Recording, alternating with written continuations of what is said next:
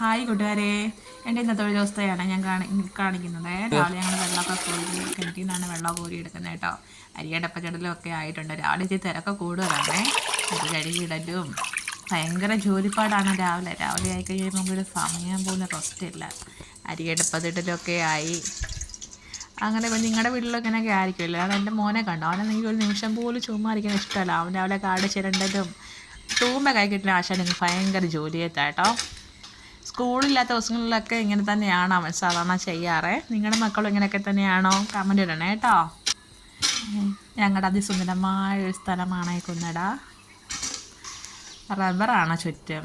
അരിയൊക്കെ തിളച്ചിട്ടുണ്ട്. ഞാനിങ്ങനെ തിരക്കിലാണ്. ഞങ്ങൾ വിറക് വെച്ചിട്ട് തേങ്ങയൊക്കെ തിരുമ്മിയൊക്കെ വെച്ച് ചമ്മന്തി അരയ്ക്കാൻ ദോശയ്ക്ക് വേണ്ടിയിട്ടാട്ടോ. തേങ്ങയൊക്കെ തിരുമ്മി ചമ്മന്തിയൊക്കെ അരയ്ക്കാൻ വേണം. അരച്ചൊക്കെ വെച്ചു. അത് കഴിഞ്ഞിട്ട് കടുവൊക്കെ പൊട്ടിച്ചൊക്കെ ഇട്ടിട്ട് ദോശയൊക്കെ എവിടെ ചേട്ടനാണെങ്കിൽ ദോശയും ചമ്മന്തിയൊക്കെ ഭയങ്കര ഇഷ്ടമാണ് കേട്ടോ. അതുകൊണ്ട് രാവിലെ ഇങ്ങനെ ദോശയും ചമ്മന്തി ആക്കാമെന്നങ്ങ് വിചാരിച്ചേ. കടുവൊക്കെ വറുത്തിട്ടിട്ട് ഇങ്ങനെ ദോശയ്ക്ക് മോനും ഭയങ്കര ഇഷ്ടമാണ് ദോശയും തേങ്ങാ ചമ്മന്തി ഉണ്ടെങ്കിൽ ഇവിടെ ഒരു ബഹളമാണ് ദോശ കഴിക്കാനായിട്ട്.